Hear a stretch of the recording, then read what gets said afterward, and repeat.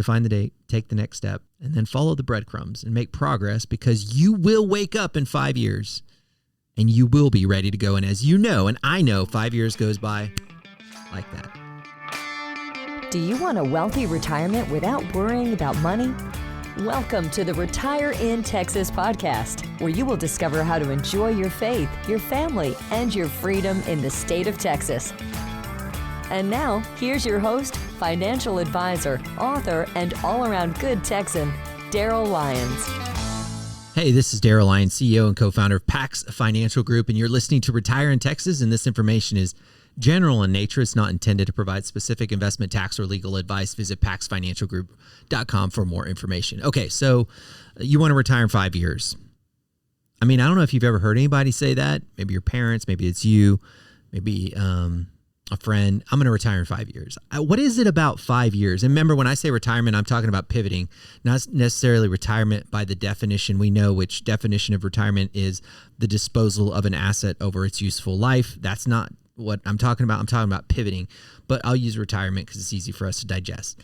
I want to retire in 5 years. You've heard this so many times. So what is this idea behind 5 years? It's kind of our brain's way of managing hope and fear at the same time. And it's far enough that we feel like we're doing something.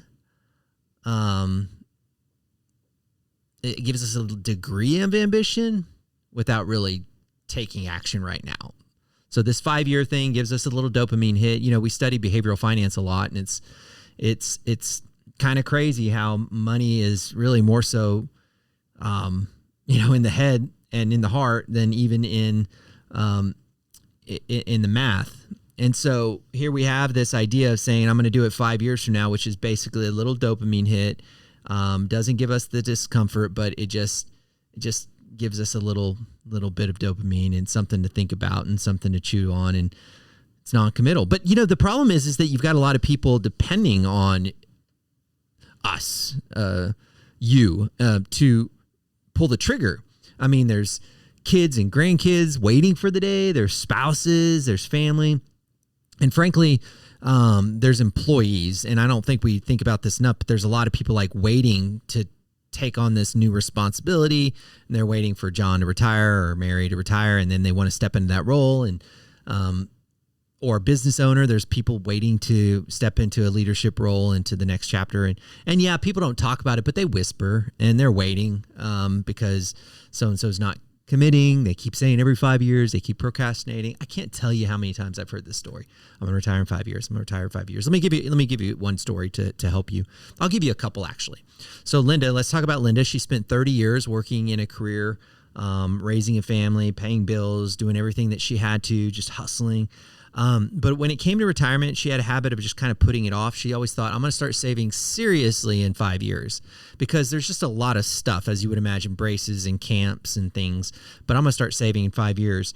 And then in 5 years came, and she was like, okay, I'm another 5 years, because of course now we've got weddings or other things that come up, because as you know, stuff always comes up. Then she finally gets 15 years down the road, she finally gets to sit down with somebody and starts talking through this, this idea of retirement, and she doesn't have enough. And she lost something that she'll never get back, and that's time. And that's the magic of compounding, which is very legit. Never, ever, ever, ever will she get that back. And so, not that life is horrible, but there's regret. She has regret of not doing something, and then just always dealing with the chaos. I just don't want that to be you. Let me give you another example. We'll call this guy Mike. And any relation to these names is just coincidence. It's not as though I'm actually telling real life stories here. I'm using experiences that I've gathered collectively. But Mike is a business owner, and say he's from Dallas, sharp mind, works hard, strong work ethic, proud provider, been working for this business as one of the founders, one of the few founders for over 30 years, just grinding it, and is an engineer. He said, okay, just 5 more years and then I'll retire. And then, so if you think about it, like when you start doing some of those things and you get your wife in the room or your spouse and you start talking, okay, here's the dreams. We're going to travel to Italy. We're going to go to the Rockies. Maybe we'll even get an RV and travel around the country. And so Mike, just like I guess most men that have been grinding over the years, get a little bit of high blood pressure, nothing alarming.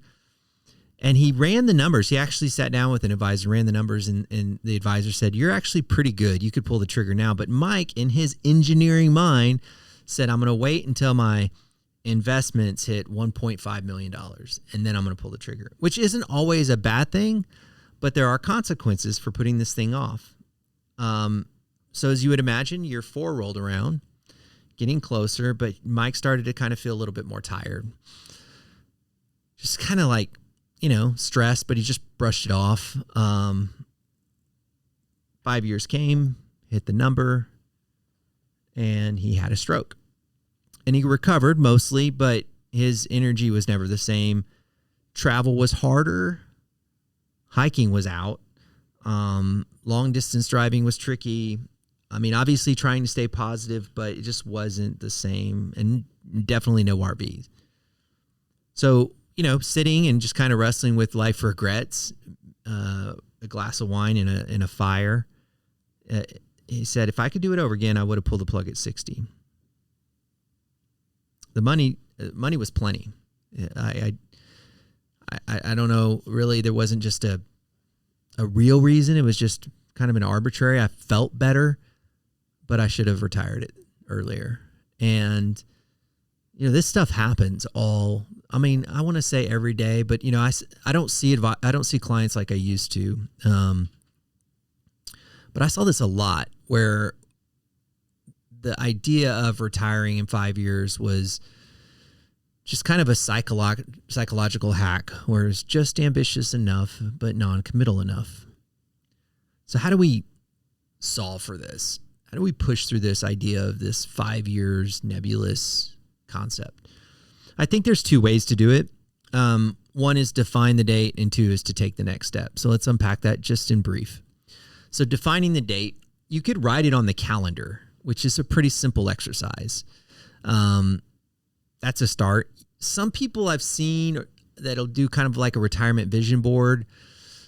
Think deeply, maybe read some books or some good books if you ever need some recommendation. I've read a ton of them on retirement, but some of them will do like whiteboarding and maybe write down or put pictures on a Word document to try to dream about retirement. That kind of helps put things together a little bit more.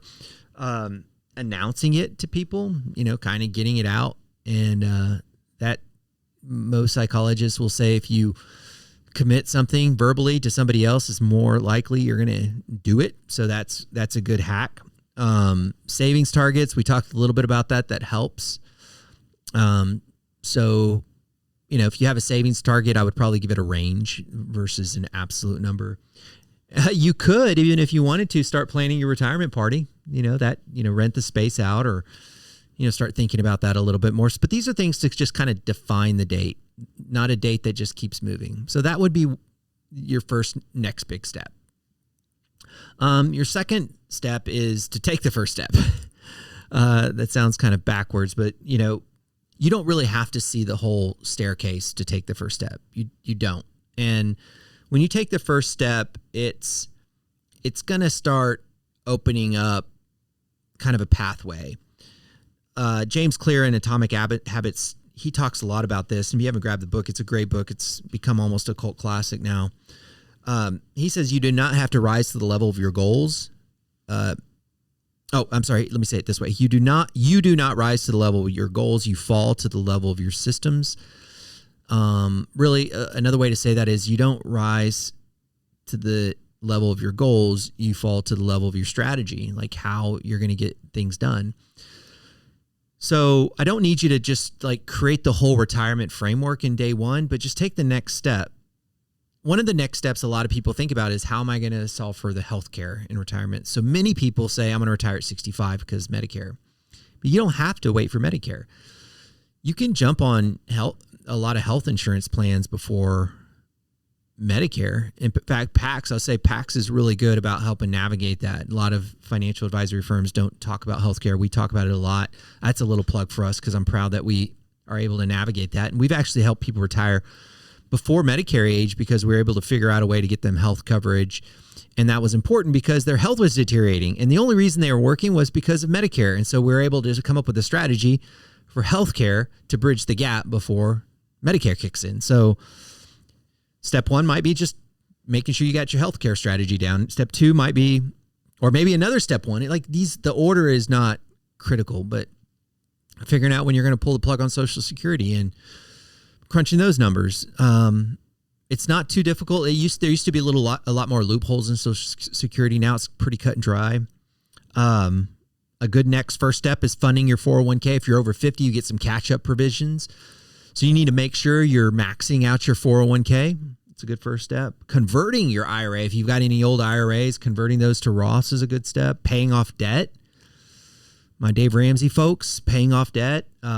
Moving or downsizing. It's a big one, but one that I wrote about in the book 18 to 80, how I just noticed over the years how many people got to a point in life where simplification became a priority. And I've even seen that as I get older, how important simplification is. But I've learned that from some clients over the years and how valuable it is. And so downsizing and just selling some stuff that's just, you're just tired of, maybe even rental houses or whatever, just stuff that you just don't want to deal with anymore. They served you well, but it's just time. Maybe thinking about a part-time job, what that looks like, developing some skills, or maybe cultivating a hobby. I say habit, but hobby. Hobby can be a habit. And if you're selling a business, that's a whole nother first step checklist, but that could include, business valuation or, setting up a buy-sell agreement, succession planning, making sure that there's enough cash for a buyout, whether that's internal or external. That's the whole staircase. But what I'm asking you to do is just kind of pick one and say, this is my first step. A good first step is certainly meeting with a financial advisor, because then they can start, kind of laying it out a little bit more. Again, you can Google these things, ChatGPT things. I think there's a certain point where you're going to need to sit down with somebody, because you're going to need somebody that has some empathy and can use some judgment on the order of these things. And I think that's why our role as a financial advisor is a helpful one. But just define the date. Define it. There's a lot of people kind of sitting there waiting for you. And this is not retirement as we know it. This is not the disposal of an asset. This is you pivoting into the next chapter with purpose, with good health, with vigor, and looking for opportunities to make a difference. So, define the date, take the next step, and then follow the breadcrumbs and make progress, because you will wake up in 5 years and you will be ready to go. And as you know, and I know, 5 years goes by like that. Remember, you think different when you think long-term. Have a great day.